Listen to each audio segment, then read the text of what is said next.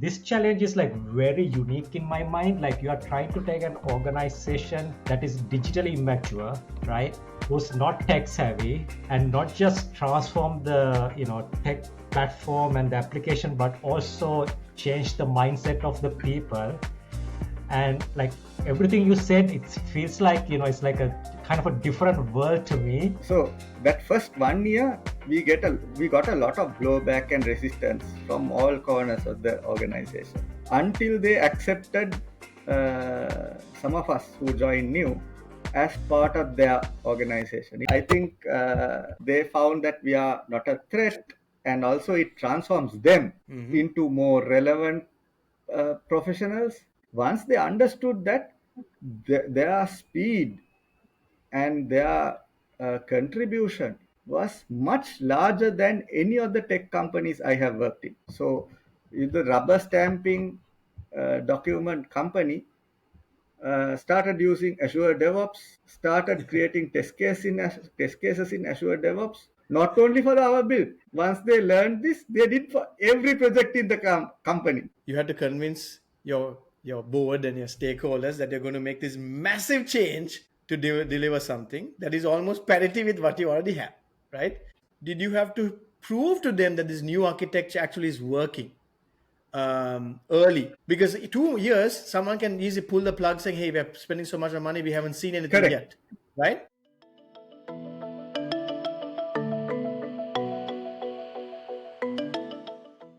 Hello, everyone, and welcome to another episode of Our Tech Chronicles podcast. This is episode 36, and we have a very special guest with us today, Mr. Charmaine Fernando.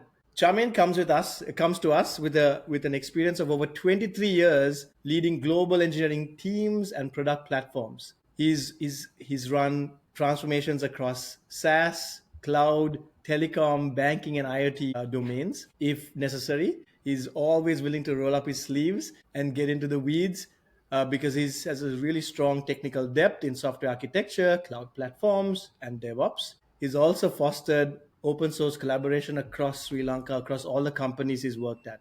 We are very pleased to have you, Charmaine. Thank you for joining us. Today, Thank you, Roshan. You're welcome. Thank you for inviting me. Oh, of course. Today, Charmaine is going to talk about transformation. Yeah. So thank you very much for inviting, and I'm so glad to reconnect with you, Roshan and Asanka. We have worked together before. So very glad to meet you in this podcast. So the topic is transformation. There are many cases that I can pick up from my entire career, but I thought it will be interesting to focus on one of the scenarios which is extremely relevant. Sometime back, I worked in a company or an institute in a highly regulated industry.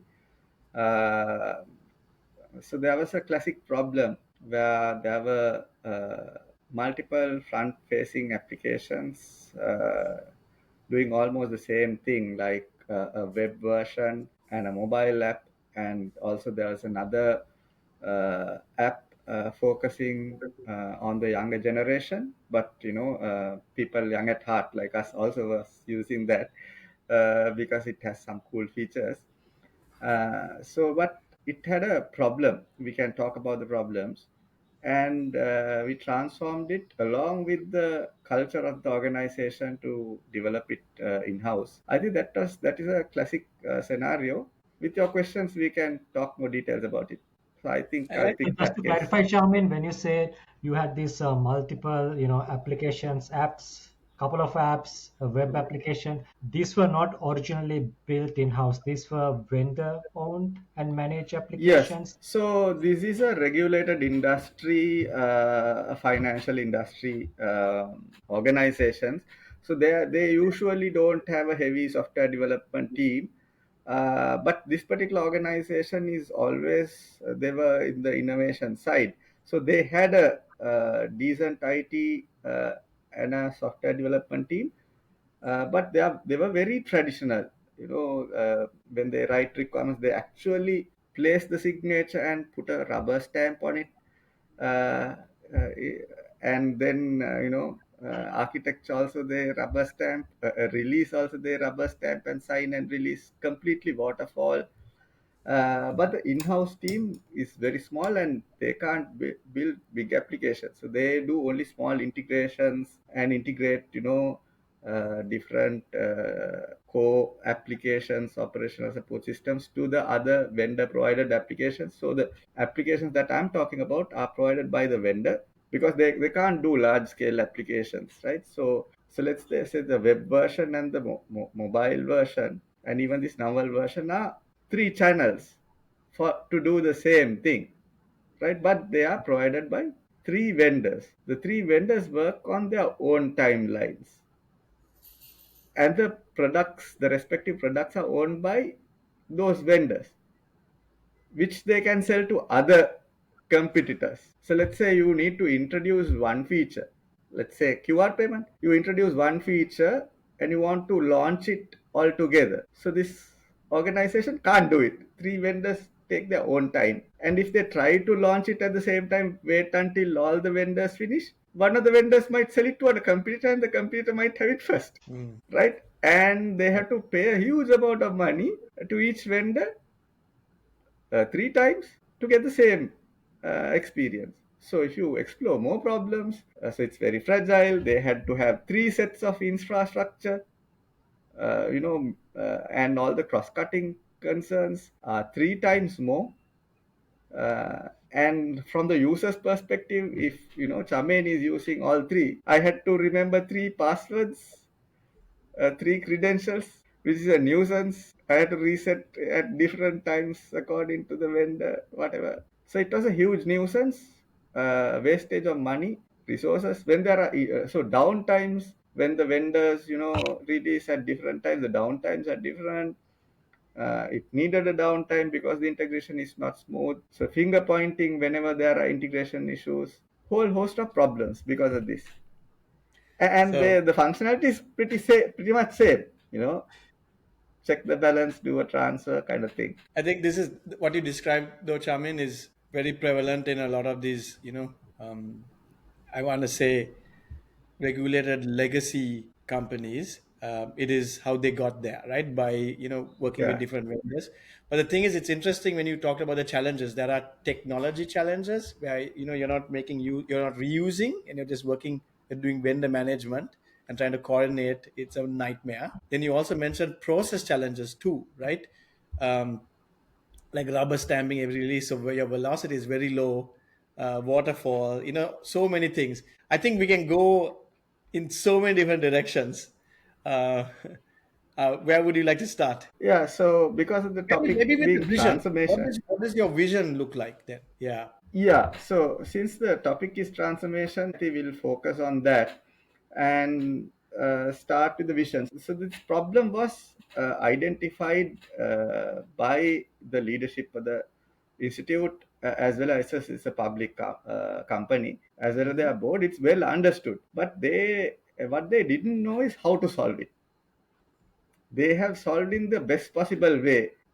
Got the vendors who provided these things are also premium vendors, so that is why the cost is very high. So they solved it in the best possible way, but choosing to hire people like us from software industry was probably the right decision they made because they had the intent. So from vision point of view, I think from the board to the executive leadership and everybody had the vision, but what they didn't know, they had that we need to transform this. That vision was there, but they didn't know what to do and how to do. Hmm. So they started with hiring, people like us. So some of our friends, one of our friends was also there. He hired me. So they started by hiring people like us who can enhance the vision into practical aspects and take that transformation journey.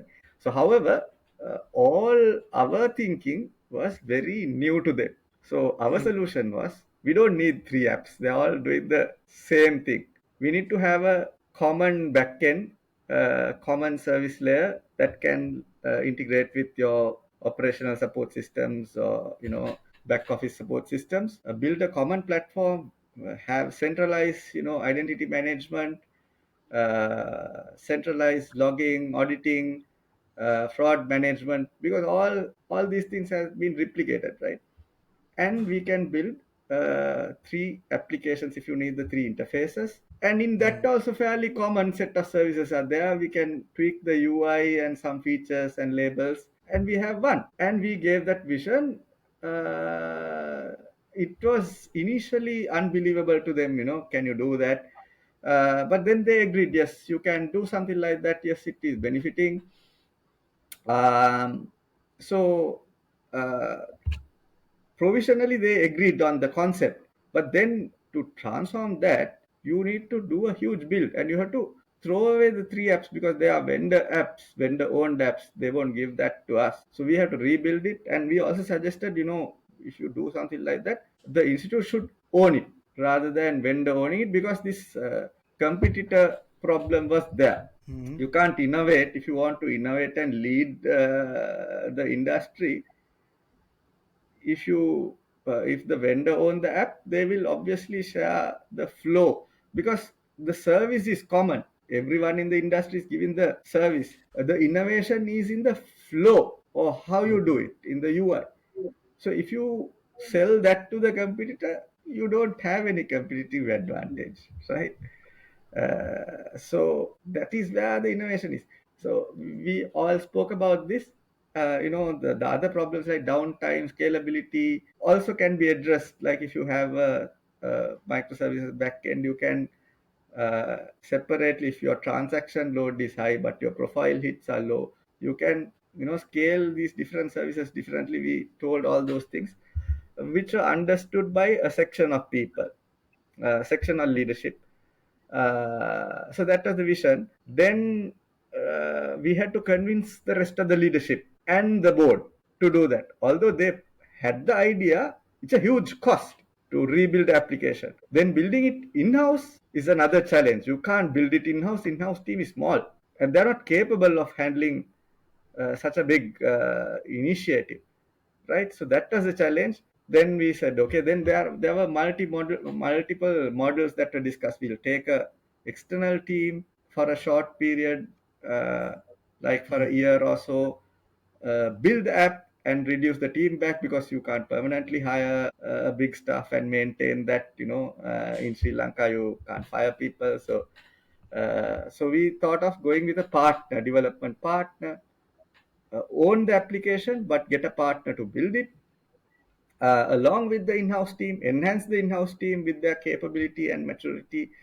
So enhance the in-house team with some additions, take a partner, build it out, and deploy, and then reduce the team to whatever that is required to keep on building kind of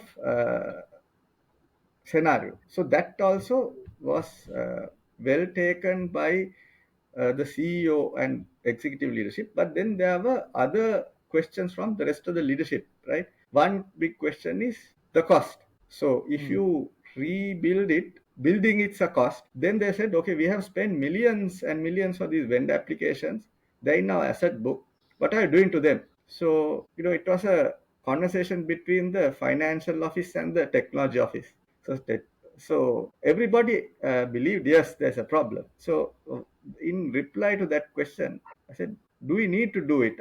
Aren't we convinced enough that we need to let go of these applications? Yes, then we have to simply throw away those applications and have the new application. So then the question comes, if you are throwing away those applications, all the millions of rupees we have spent on them have to be written off and added to the cost of developing this application, which will double the cost of this application. So I'm no financial expert. I had to tell them, you have to find a way to present this, because it has to be approved by the board. So regulator is in one side, the board is in another side. They're responsible for all the shareholders, which is the public. So you can't just spend money like that. Uh, so then, it was a very interesting discussion. This writing off problem is one problem. So at one point, the financial office asked the technology office, can you double the customers by doing this application? Obviously, no, because it's the same application, same set of features. Maybe they will look nice, but the benefit will come over the years, like in 5 years, 10 years, because you build a competitive advantage. You will have a time to market. You will lead the industry in time to come. They're only future. It won't come in the present. You can't double the customers by introducing an app. In fact, it's a challenge because you can't do a MVP in this scenario. People won't settle for less features than the old applications when you replace them. And parallel run is a possibility, but that is causing customer inconvenience. That was also not a favored methodology. So you need to build all the features that was there and give the application. That was the approach. But we got the agreement to this vision. Uh, so in doing that, now that we are replacing the CEO and the management team, they didn't want just a replacement. They wanted many things that they didn't have. So what I wanted to understand better, Chaman, is these are big moves, right? From something existing that is working for y'all, but with all these problems. But you all came in with new thinking and presented like this, North Star to the board. How long? I'm curious because of all the things you just mentioned. How long was that process to convince and get the approval to move ahead? How long was that Yeah, process? so it was a very lengthy process. So originally, the good thing was originally they had the mindset that we need to do something, right? Okay. Then it took about like 6 months plus to convince this idea. So that's a long time. Uh, because with that lot of technology transformation also happened, right? Mm. I mean, was proposed, which is new to them. They were so three parties: board, executive management, and the in-house IT was also terrified by this move because Shaman, I would their say world six is months is shaken. not a long time I, considering, I you thought know, No, yes. it took more, right? It took more. It took more. Then what happened is COVID came, so they halted all the investment for another 6 months. Right. So, Yeah, but that I also was you gave mentioned us 6 months. Yeah. Can I ask so another they related question? So, yeah. you mentioned at the very beginning, like, that this organization doesn't have a, large IT, skill set, and also like traditionally, used to outsourcing all the build out the vendor applications. Did you at any point consider rather than building it in house, maybe we'll consolidate the vendors, like, rather than having three different vendors building three different applications with the redundancies, why not consolidate and go to maybe a fourth vendor, maybe go to one of the vendors who can optimize it across all these applications, as opposed to building something in-house? Because if you're building something in-house, it comes up with its own challenges, right? It's not just you're building it. Now you have to get people with the right skills. And after you build it, you have to maintain it, right? And you have to enhance it, which is not something this organization is used to do it. I'm just curious, like, what was the thinking there to bring it in-house? Did you consider that as like a providing a competitive Yes. advantage to the So organization? yes, in the journey, many alternatives were considered, right? So this is a one approach as well. But the vendor experience and the expense and the vendor holding the organization, stifling the innovation. Basically, vendor is holding the institute. And when you give that due to other reasons, sometimes a competitor provided by the same vendor can get the feature. And if you have an innovative flow, the competitor gets the innovative flow, right? That was one of the key problems. So they already had a good team in house. Actually, they were quite capable, but their capability wasn't trusted by the organization. We discovered it only late. I wanted to say that in a separate during the journey part, right?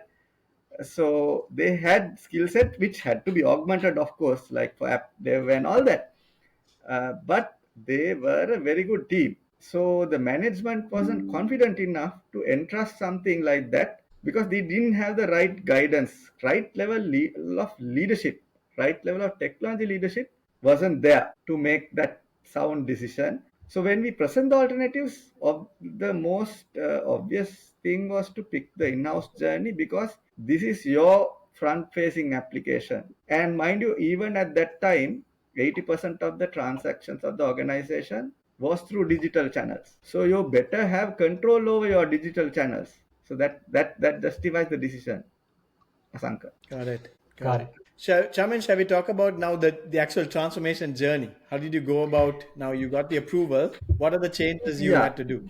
So the CEO and everybody, when we wanted to embark on this, they just didn't want to replace the functionality and do it like another vendor. So they, in the initial conversation, they had, one, I remember, still remember the CEO saying, I mean, when I see the app, I want it to be my app. My app should be different from your app. So this is the language he speaks. He's not a tech expert.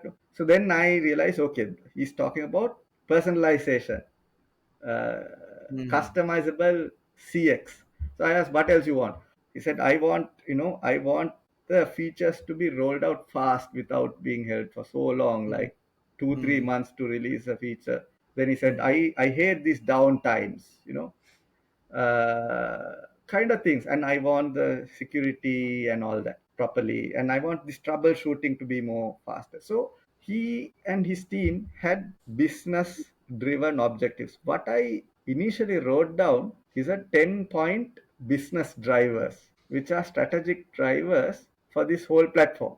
This is part of the exercises that helped us to convince the rest of the management, and the management could use that and convince the board, because they are strategic imperatives. Then we converted those strategic drivers or business drivers to the technology drivers, right? To In order to have personalization, uh, customizable apps, these are the technologies we need to select. If you want scalability, high availability, okay, these are the problems, and I think microservices is ideal. Like that, we pick technology drivers, and we put the technology drivers and business drivers in a matrix. So we said we need a central identity manager. What does identity manager do? And we ticked each column.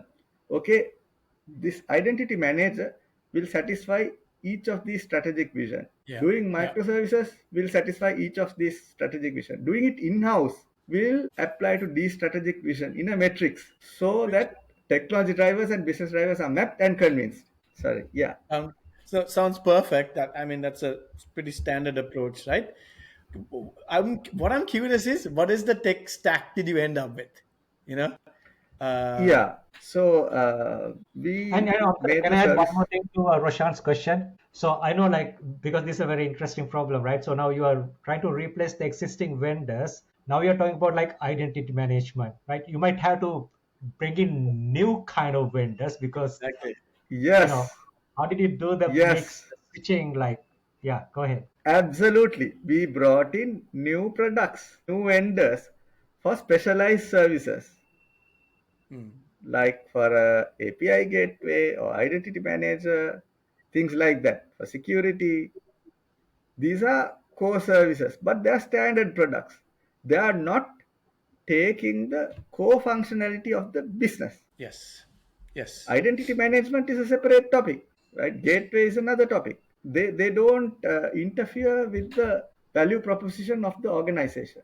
And there are standard products, and we were mostly open source. But for critical things like identity management, we took supported vendor relationships. We built vendor relationships. So that's correct, Asanka. And sorry, I forgot Roshan's question. That so yes, so you had all these new domain specific vendors, yes, but then The tech stack. you have You to asked the develop tech your stack. tech stack. Yeah. Yeah, yeah. So the services layer, we wanted to be microservices. So the soon as we said that, the incumbent in-house team was saying, we are not a software company. We are this financial institution. We can't do all these things. So that was very hard. So in the 6 months or 1 year, we had 1 year to make the decisions, with COVID coming in.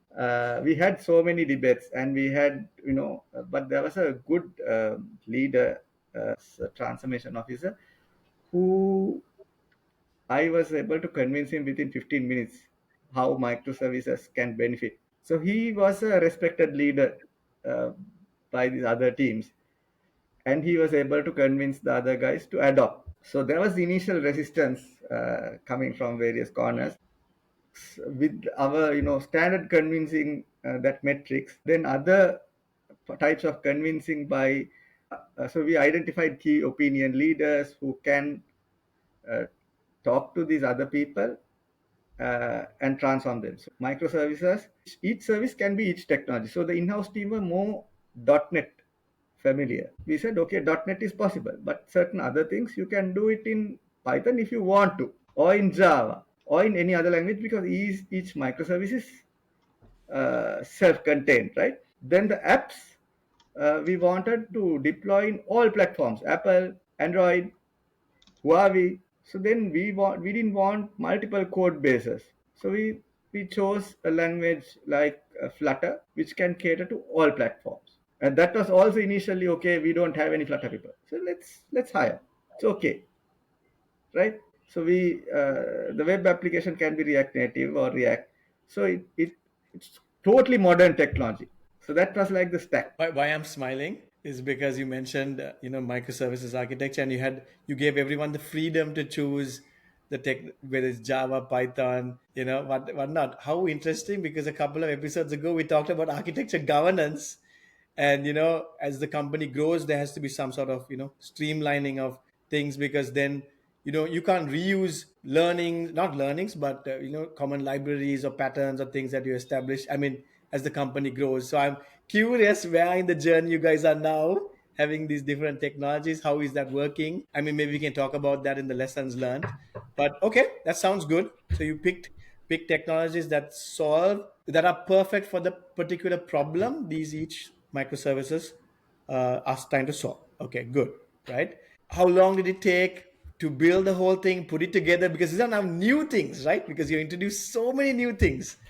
How did that go? Yes. So the CEO wanted to build it in 6 months, which I said, no way. Uh, so I told comfortably we can do it in 2 years, but he wanted in 6 months, which was a huge challenge. So we had to partner with another development support team to do the initial build out, because you had to rapidly build it. But just as I predicted, it didn't happen in 6 months. It took like 1.5 years almost to do the build out. And there were other parts released. Almost it took like the 2 years timeline, because with our experience, we know it takes that time. So, I mean, when you say build out, can you describe what that means? Is it like a MVP of the functionality? What No, does that like mean? I said, you can't settle for a MVP Yeah. because the customers need all the features that are Mhm. there. Usually, it's very rare that you can do a catch-up game. In our past, we always say you can never do a catch-up game. You have to refactor the existing application. But in this case, refactoring was not an option. We have to Yeah. build because the others are not owned by us. Sorry, maybe I can rephrase my question. I think what I'm trying to get at is, so remember, you had to convince your board and your stakeholders that you're going to make this massive change to deliver something that is almost parity with what you already have, right? Now, where I was coming from is, did you have to prove to them that this new architecture actually is working early? Because 2 years, someone can easily pull the plug saying, hey, we're spending so much money, we haven't seen anything Correct. yet, right? Correct. So it took like a 1 year to convince, Okay. right? So that decision making took 1 year. Pre-COVID 6 months and within COVID 6 months. 1 year they validated this whole thing. After validating, after they say go ahead, actually we went full swing. Nobody pulled the plug. That is also one of the brilliant decisions they made. And there were, like, in the first 6 months there is a validation, and also if you go to the journey, we built a complete working prototype using Flutter. We shared In it how with many years? that was done in like less than 3 months, Got it. right? Because it's only not Flutter, sorry, using Figma. We did a click through prototype. It's a Figma prototype, Oh, no, but no. Okay, completely clickable. So got it. they had the app. They had the app. We did it in less than 3 months. Actually, Uh, okay, so something we mm, do here is a little different then, right? So mm, when you have a wholesale architectural change, one is you made a lot of assumptions that this architecture is the right architecture, right? Would correct. it actually solve your problem? So what we do is we do this thing called a thin steel thread. That is, you take one piece of functionality and make sure that that touches every. There's identity, there's the audit trail, the logging, financial, whatever, and it solves We one did use that. case We did for that. every part, and then that can tell you whether your assumptions are right or wrong, or you can adjust and then build on that, right? Absolutely. So we did that. That was done around in 6 to 7 months, but Perfect. we didn't release it to customers. No, no, So no, no. It's just proving to that your stakeholders you're on the right correct, path, right? correct. Yeah, And the stakeholders are no one but us because the non-tech people don't understand this thin slice. It only proves the architecture for the stakeholders, senior management. Unless you have the app, it's not an app. So they are not convinced by that thin slice validation. That yeah, is for us. We did yeah. that because only the technology people understand that part of it. Mm, But for the stakeholders, what flew was the Figma mm, prototype. For them, we had the full app in Figma, and yeah, they wanted the app in 6 months because of that, that's right? right. So they can try out all the apps, and they want to change colors, change the design, so many new requirements. We showed it Right. to the real customers and got their feedback, Yeah, and the premium customers of the institute got to see the prototype and they gave feedback. So that was another success part. So all the requirements. So this is not a transformation that a few of us did. Although we brought in the concept, once decided, the whole organization supported this. The business teams, they had, mm, operational teams, the customer experience teams. They are the ones who built, contributed to these prototypes, the processes. One of the key things is, now I told 80% of the transactions are digital, but they were digital only in the front. The back office was manual. mm. It had to become an email. So one of the drivers was right through processing and digitally transforming the back end also and the back office also. So all that came together. So it was one of those 10 principles or imperatives. Nice. It So took the me rest of a the while organization to, came in. yeah, it took me a while to kind of process and comprehend the perspective that Charmaine is bringing to this podcast today.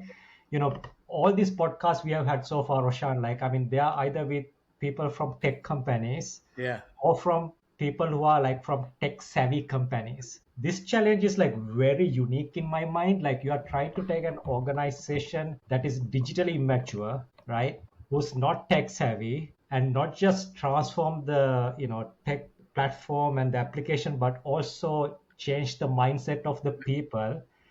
And like everything you said, it feels like, it's like a kind of a different world to me.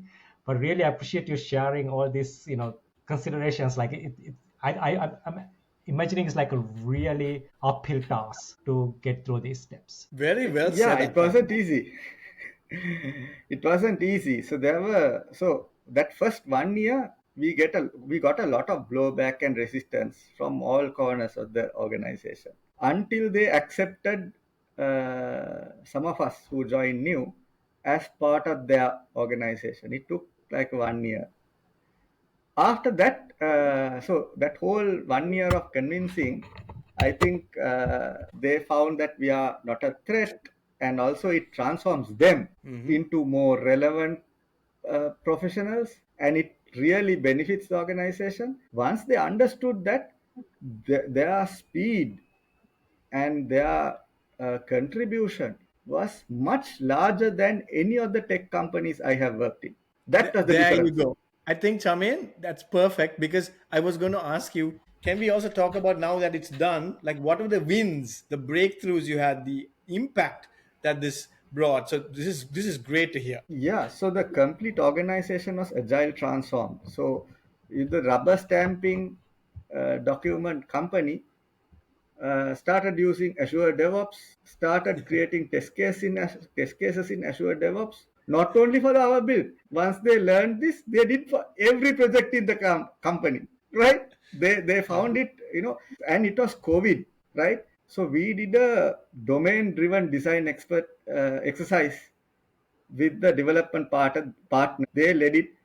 We used, Miro board where all the post-its, so there's a lot of people participated in that. All the domain experts, in-house software development team, external team, architects, all of that. And we did a domain-driven design, a massive one. If you use a real wall, I think we will be in a mess. Did it in a digital thing because you can move everything easily. Yeah. In a real board, you will lose all the post-its at some point. In this, we had the post-its until we released it. So all the microservices were really optimized with that exercise. We actually did the book thing in reality. Usually that doesn't happen. So in this transformation, we did all that. And during COVID, we all had the time to do it also because the work was stopped to a certain extent. So we had So the Shamin, time. this is definitely a great success story. But every great success story, when you look back, there's always something you think, "Oh, I did something differently," right? Is there anything for you that you want to share? Yeah, so I think uh, there were failures at the initial stage. Not failures, there were, I mean, difficulties to convince people. And even in the build out after exit, there were some people, okay, who didn't want to match to the architecture, who tried to do in their ways. But those were addressed along the way. They were addressed. So because it's a journey, that's the path they took. So you can't really look back and say, this could have been done differently. Yes. Now, taking 1 year to make that decision, in my terms, is too long. uh, in a tech organization, this same thing could have done in 2 months, right? If you knew it. But that journey was required for that company. And it is a lasting transformation because they took that for other things that they did, right? Agile is a new thing for them. They didn't want to do it. But once you get it, you do it. And the whole staff of the organization did test automation, for example, because they selected a platform, I think Karate, where you can write test cases in English and automate. So some of the technology choices the existing in-house team made, because after getting convinced on the strategy, their enthusiasm was much higher than a tech organization. Mhm. They were brilliant, and so So those it's are a the culture wins, change I as would well. say. Very cool. Yeah. So then, I think so the management, so it's a long time to complete the build and release. So the incoming, so there were leadership changes. Even I left the organization. So the rest of the organization took this really well. I think they also had problems when the architecture was not met by the developers at some point. They got third parties to again evaluate. Audit and get it right, corrected, augmented, because the blueprint was made really well. Now anybody can come and validate if they have gone astray, bring back to that. So they had the right leadership mindset because the whole organization has transformed. It was easy for them to carry it. So even if there were, straying away to different paths, somebody came and said, okay, we need to validate whether this thing has been done or something else has been done. Get a third party, do an audit, and bring it back. Kind of things also has happened later in the journey. So I don't see, Asanka, anything that I would change, because for that scenario, uh, that would have been the path taken. So it wasn't a rosy picture, all success story. But in the end, it is a successful journey with a lot Yeah. of ups and downs. Great outcome. I think maybe where we can wrap up is for our listeners who are in conservative industries such as this, i- like what advice would you give them if they are thinking about improving their current status quo or making the leap like you guys did? Yeah, so I think each problem is different. What I advise is we have to go to the basics, to the root of the problem, right? Understand what is the root of the problem and try to solve that. It's always a business problem, not a technology problem. Not just put microservices or Flutter or anything like that. Address the root of the problem, then explore alternatives like you all suggested, right? We don't select one, look at the alternatives before you make a big investment. Explore the alternatives in detail and find the scenario, right? And make good decisions. And yes, you can validate the prototype, but some of the business people will not understand, validating this prototype part of it. You might have to use different techniques for different stakeholders to convince them, Yep. right? Then once you start executing, you have to execute relentlessly until you realize that objective, because there might be multiple paths to go to the same destination. If you keep switching paths, you will get lost. Mm, So once mm. you have validated the path, taken progressive decisions, yes, you have to show. We also showed, like, 2 years is a long time. You need to build. So, like I said, in 8 months, we showed the working prototype to convince the stakeholders. But rest of it has to be also, you have to. If somebody pull the plug, then you're wasting a lot of money. So that is also bad. Yes, you need to have validation. So they also brought in other experts without just listening to us. They validated everything with other third parties to get themselves convinced, and they were convinced enough. So that is what I suggest.